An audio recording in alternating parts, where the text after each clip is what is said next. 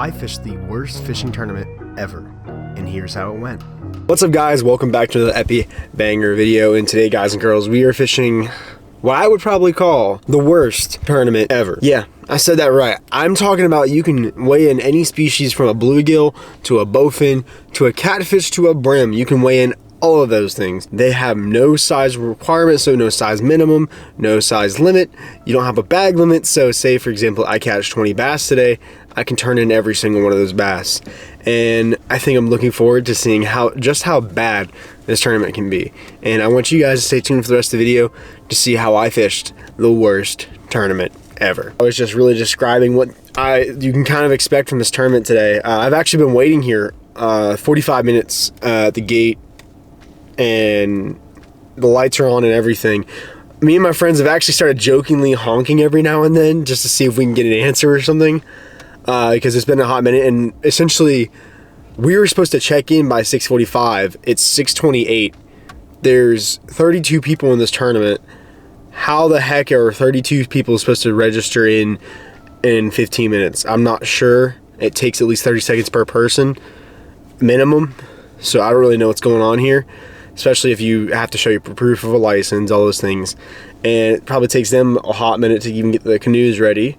But we only have time to fish from 7 to 9:30 today, because they don't want to do this during res hours. They don't want to say, oh, we can't allow people to use the res stuff during non-res hours, all this junk. Really, essentially this tournament used to be really good about 2 years ago, and then they did something but after COVID, and they just essentially threw all the good hard work that the bass team so the bass team originally started this tournament, and it was always helped out with the bass team. They always went according to bass tournament regulations in Florida.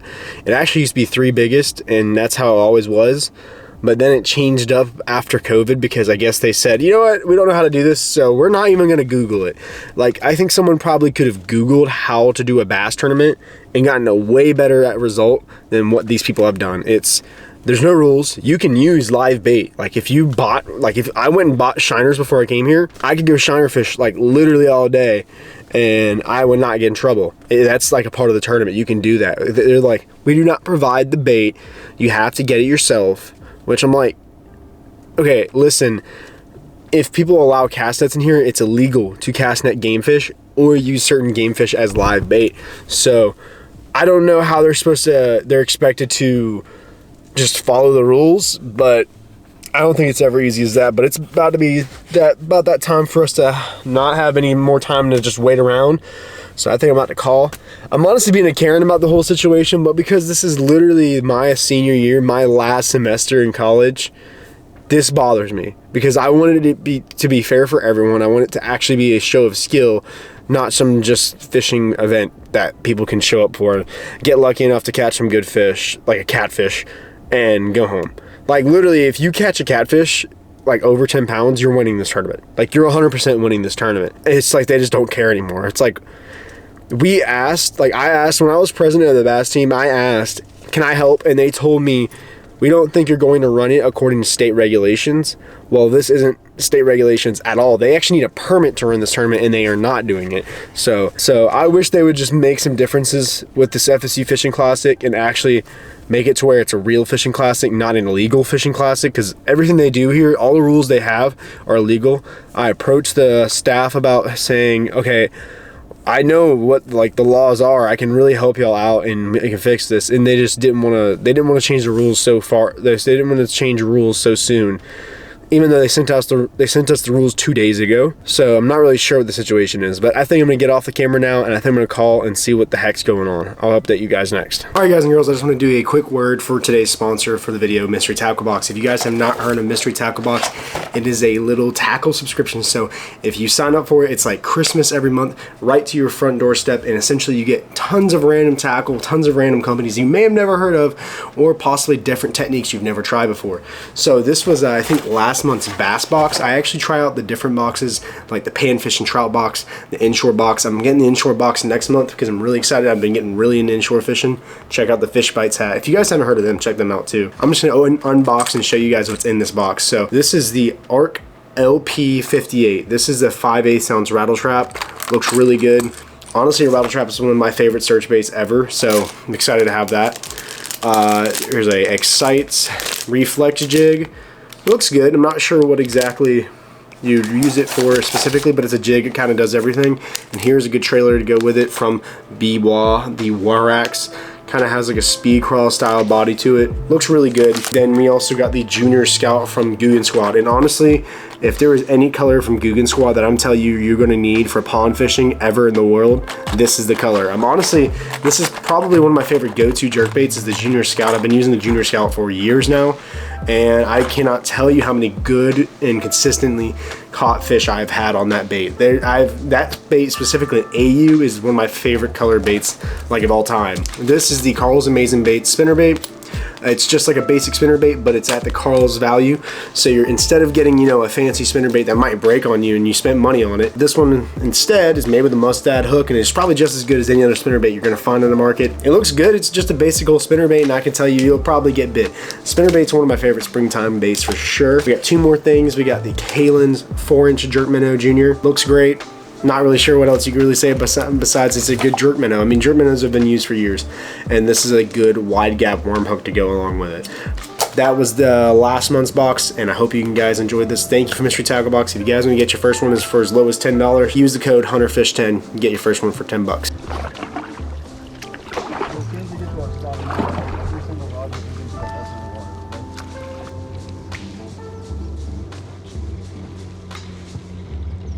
I'm just here to do what I do. That's catch fish. Can't hook set behind you. You're getting good here, boys. Because now that they're sponsoring Monster Mike, they need to do that, like, for sure. They're making a 3-inch version of the V-Vibe now. Yep, I got a fish, dude. Nice catch, bro. We're keeping him. First fish, first res fish. How long is it going to take for us to just solely be using flukes today? Apparently it's 10 minutes. How long is it going to take for us to use only flukes today?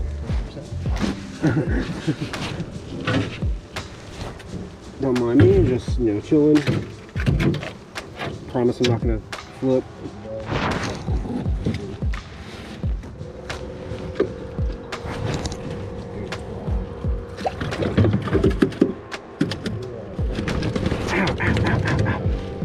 Pop, pop, sink, pop, pop, sink.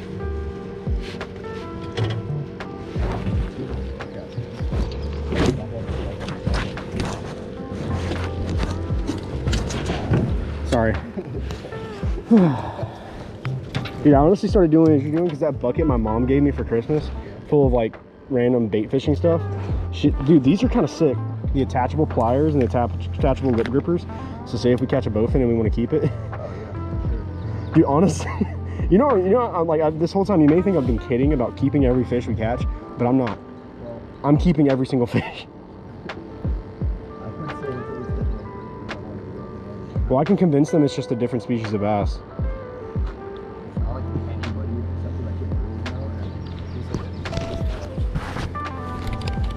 Yeah, I love how the one day that it decided to be a fishing class, I said, yeah, let's be cool today. If it was literally yesterday instead of today, we'd 100% have like 6 fish in the boat. Exact same conditions, but less fog. This fog makes a world of difference.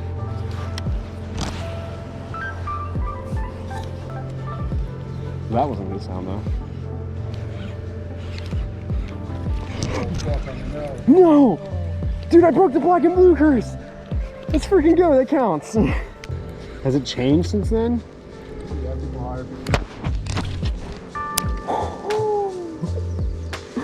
I'm gonna turn up the brakes.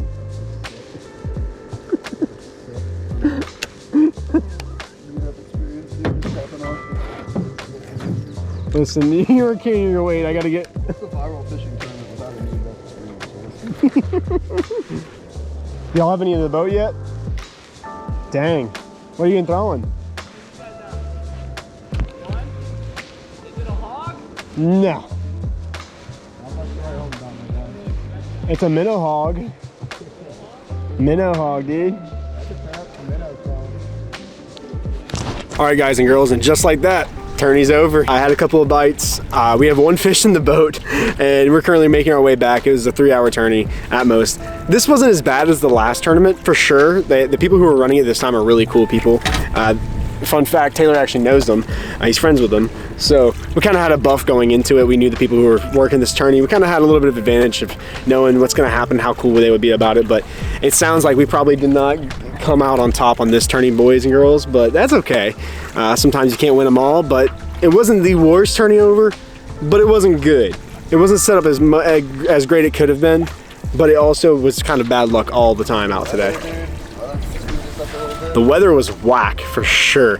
We had like freaking a fog cloud come over us in the beginning of yeah, we literally had like Pirates of the Caribbean out here in the first like hour of the tournament. Everyone hit our stretch before we fished it, and they pulled off fish of it before we could, and we ended up going to the other side, and people hit that before we could. It's just every time I fish these tournaments, the game plan never goes as planned. Because the res, if you guys are FSU students and you're curious about what it's like going to FSU, the res is a good place to fish if you're okay with just catching small fish. Like, you're going to catch dinks all day.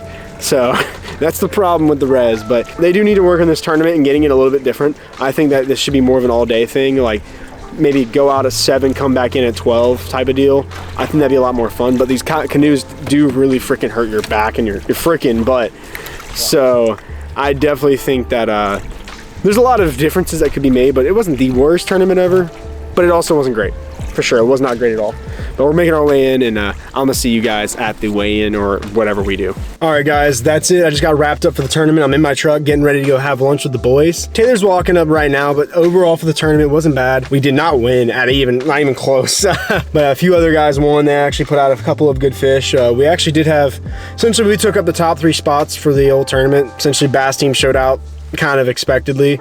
Last semester we didn't have an actual show out for the team, so we didn't really win as much as we did this semester. So I mean, overall we didn't do as good as everyone else did, but other people kept it even more simpler than we did. I thought I kept it pretty simple. I just fished a chatterbait and a fluke, and that's where all my bites came on.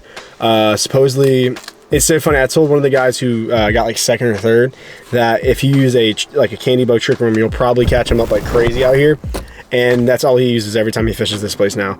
And it's so funny. But Taylor's walking up. I'm gonna get his opinions on everything and see what he's thought. Taylor, thoughts on the tourney? Signing off. Yep. That's how he feels about it. He had a tough day, but we all do sometimes. What I'm gonna do is I'm gonna get on and get some food in my body because I'm hungry, and I'm gonna get home and just chill for the rest of the day because I'm tired now. But I'll see you guys in the next video, and remember, as usual, guys, fish fear me.